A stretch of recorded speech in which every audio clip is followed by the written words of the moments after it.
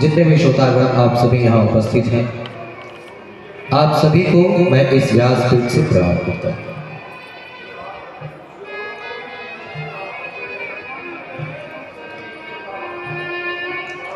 भक्त भगवान से भक्ति का वरदान मांगता है। भगवान से मांगने योग्य तो एकमात्र भक्ति ही है। भक्ति स्वतंत्र सकल गुण खानी, बिनु हरि कृपा नहीं पावहि प्राण।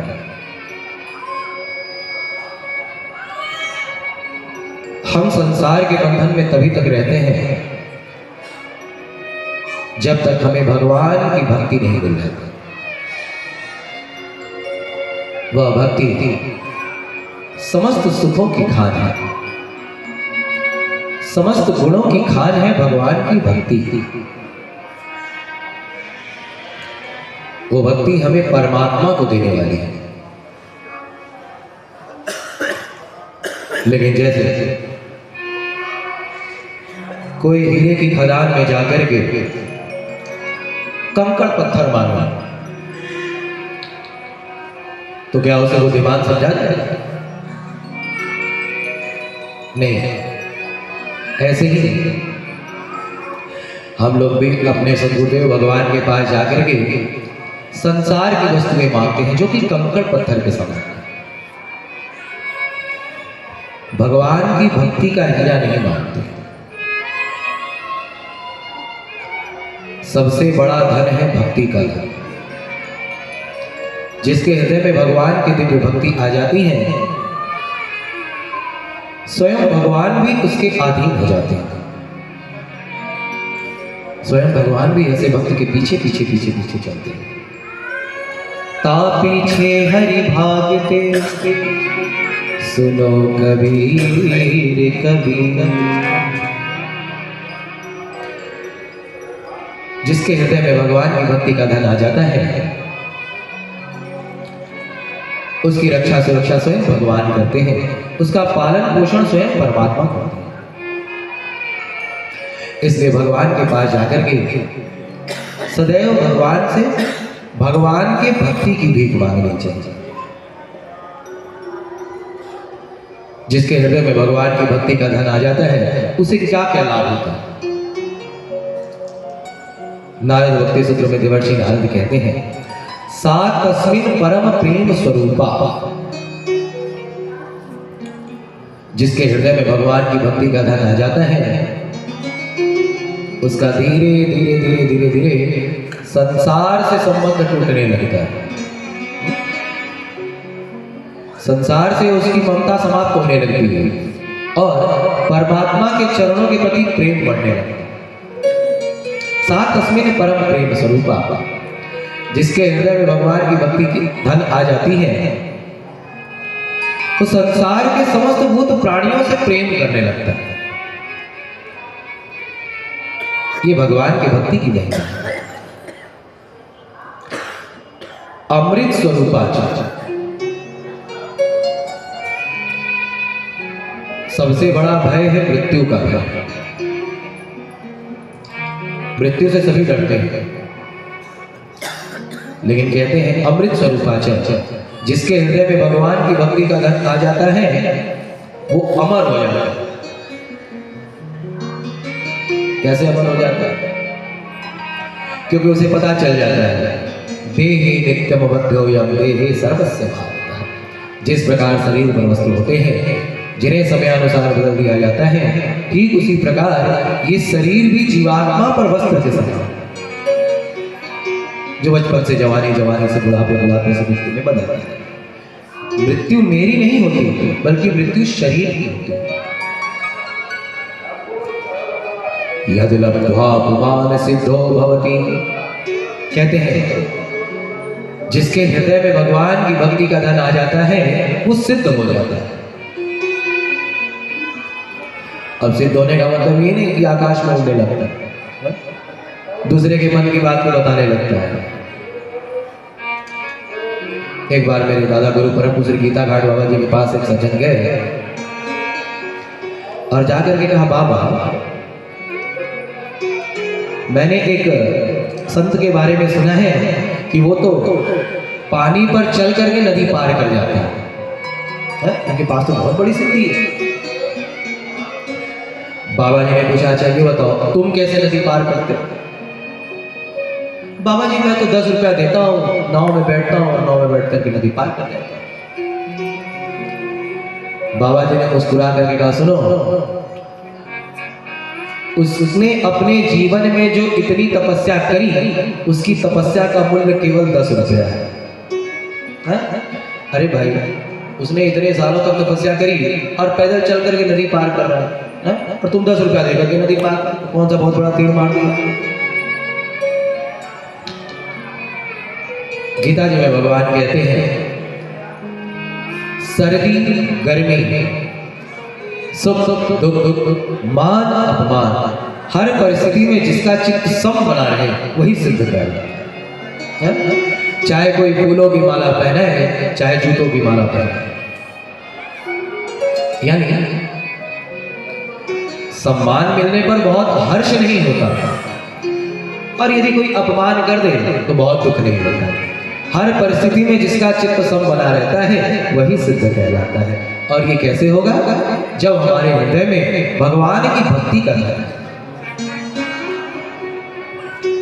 यत् प्राप्येन किंचित वांछति,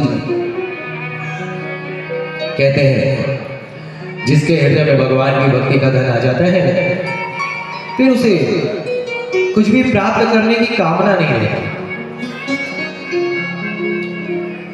क्यों?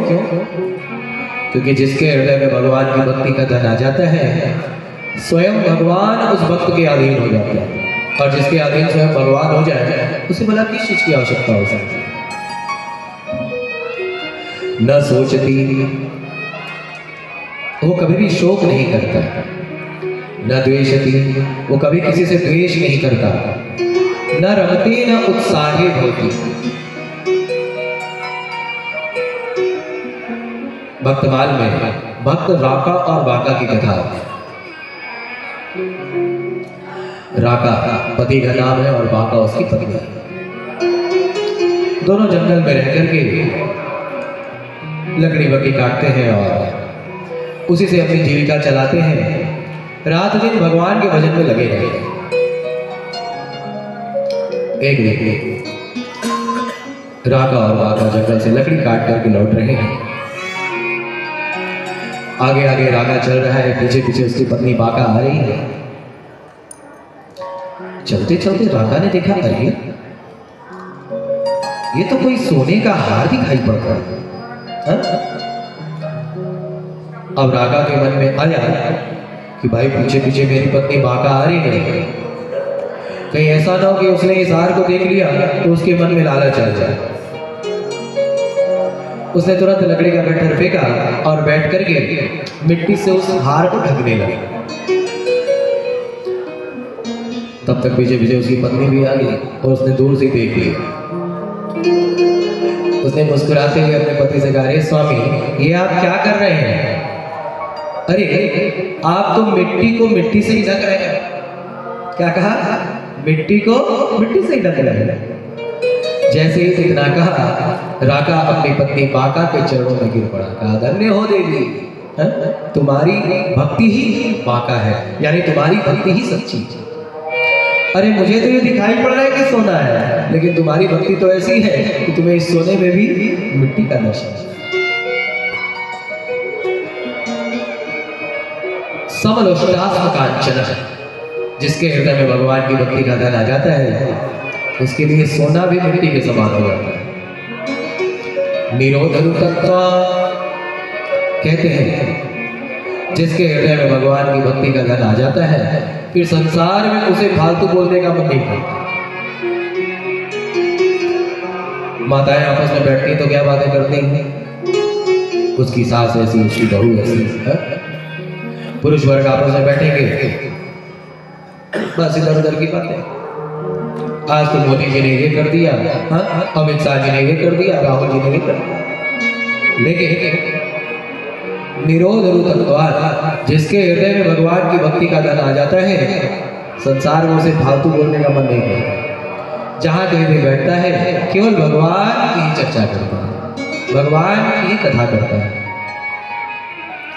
इसलिए जब भी भगवान के पास जाओ तो अपने जीवन की डोर को भगवान के हाथों में सौंप करके भगवान से भगवान के दर्शन की भीख मांगो। जीवन की डोर सौंप दी तेरे हाथ है,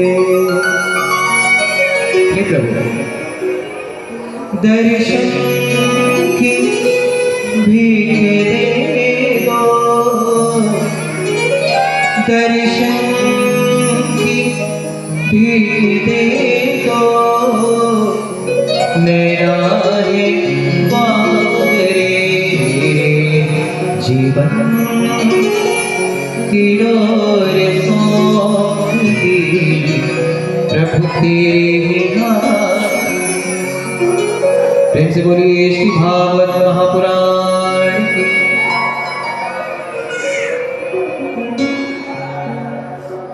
मां उत्तरा के गर्भ की रक्षा करके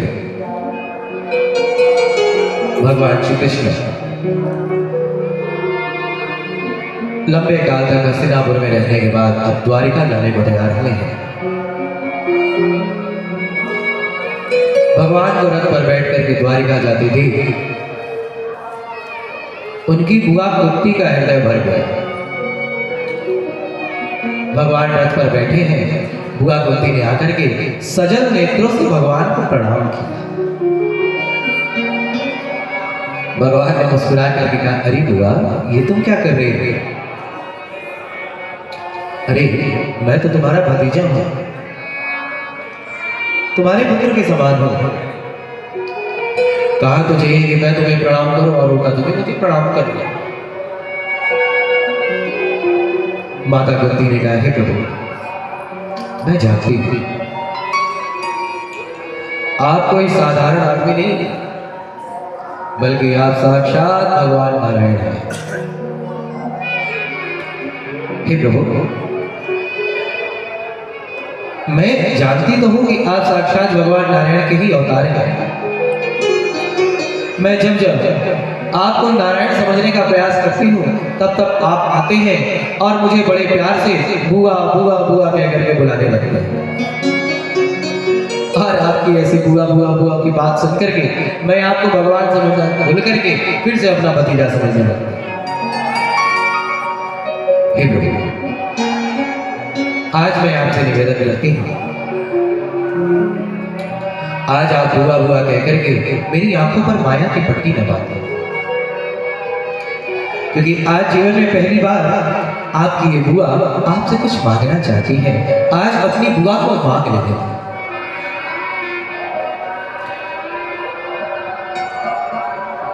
माता कुंती ने भगवान की बड़ी सुंदर स्तुति की।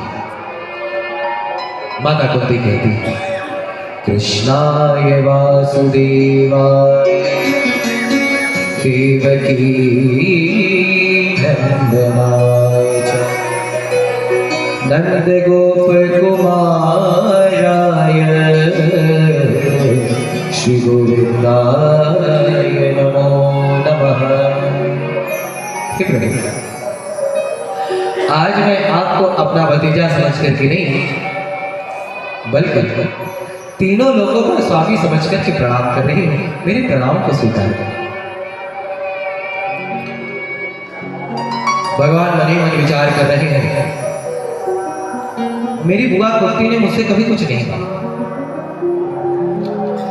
आज जीवन में पहली बार कुछ मांगने जा रही है। यदि मेरी बुआ कुंती ने मुझसे ब्रह्मा का भी पद मांगा तो उस ब्रह्मा को हटा करके मैं अपनी बुआ कुंती को ब्रह्मा का पद दूंगा। मेरी बुआ मुझसे कुछ मांगने जा रही है। भागवत जी में माता कुंती की मां सबसे अद्भुत मां है। हम लोग भगवान की भक्ति करके भगवान से कहते हैं, प्रभु मुझे ये दे दो, वो दे दो, ये दे दो, वो दे दो। हम भगवान की भक्ति सुख पाने के लिए करते हैं, लेकिन देखो माता कुंती भगवान से क्या मांगती है। विपदः शङ्कुलः शाश्वत तत्र तत्र जगद्गुरो भवतो दर्शनं यत्स्यात् पुनर्भवदर्शनम्। हे प्रभु, यदि आप मुझे कुछ देना चाहते हैं तो मैं आपसे आज यही मांगती हूँ, आप मुझे पग पग पर दुख प्रदान करें, पग पग पर विपत्तियां प्रदान। हे प्रभु, मैं सत्य कहती हूँ, मुझे अच्छी तरह से याद है, जब जब भी हमारे पास दुख आया ना, तब तब आप हमारे साथ थे। कौरवों ने लाक्षागृह का षड्यंत्र करके हमें जला करके मारना चाहा, उस दुख में भी आप हमारे साथ थे। बड़ी सभा में द्रौपदी की लाज जाने लगी, आपने ही स्वयं प्रकट होकर के द्रौपदी की लाज बचाई। उत्तरा के गर्भ की भी रक्षा आपने ही की। आपके ही आशीर्वाद से हम सभी महाभारत का भीषण संग्राम जीत गए। तो गोविंद, जब जब हमारे पास दुख आया तब तब आप हमारे साथ थे, लेकिन अब जब दुख समाप्त हो गया है, अब जब विपत्तियां समाप्त हो गई हैं, अब जब धर्मराज युधिष्ठिर चक्रवर्ती सम्राट बन गए हैं, तो आप हमें छोड़ करके जा रहे हैं। हे प्रभु, मैं आपसे मांगती हूं, आप मुझे दुख प्रदान करें।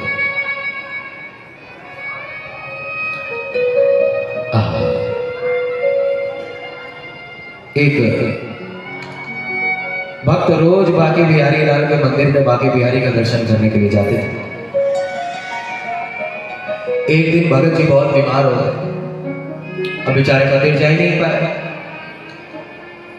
अब अपनी कुटिया में सोच कर विचार कर रहे हैं, आज तो मैं मंदिर नहीं जा पाया, प्रभु क्षमा करना, आज मैं नहीं आ पाया। अब जो वो भक्त भगवान का दर्शन करने नहीं जा पाए, तो भगवान बांके बिहारी ही रूप बदल करके आए और अपने भगत जी का हाल समाचार लेने के लिए भगवान ने हाथ पकड़ करके पूछा, कहिए भगत जी, कैसी तबीयत है? अब वो भगत समझ गया कि कोई और नहीं बल्कि बांके बिहारी है। उस भक्त ने भगवान का हाथ पकड़ा और कहा, सुनो बिहारी जी, यदि तुम मेरा हाल पूछने आओ ना, तब तो मैं रोज बीमार रहना ही पसंद करता हूं।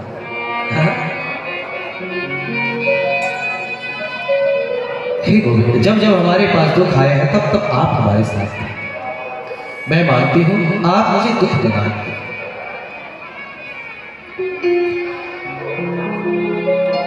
माता कुंती की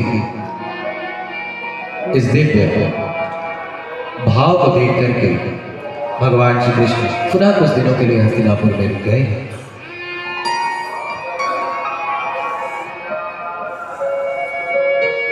भगवान पांडवों से इतना प्रेम करते हैं, द्रौपदी से इतना प्रेम करते हैं, अपनी बुआ कुंती से इतना प्रेम करते हैं कि कभी भी उन्हें दुखी नहीं देख पाते। जब भी प्रभु जाने को तैयार होते हैं तो भीमसेन जी पकड़ करके रोक लेते हैं, कभी अर्जुन जी पकड़ करके रोक लेते हैं, कभी युधिष्ठिर जी पकड़ करके रोक लेते हैं। और आज जब उनकी बुआ कुंती ने उन्हें आंखों में आंसू भर करके भगवान से निवेदन किया है, भगवान अपनी बुआ की आंखों में आंसू भला कैसे देख सकते हैं? भगवान रथ से नीचे उतरे हैं, बुआ कुंती के आंसू पोंछे और पुनः कुछ दिनों के लिए हस्तिनापुर में रुके। बोले द्वारिकाधीश की।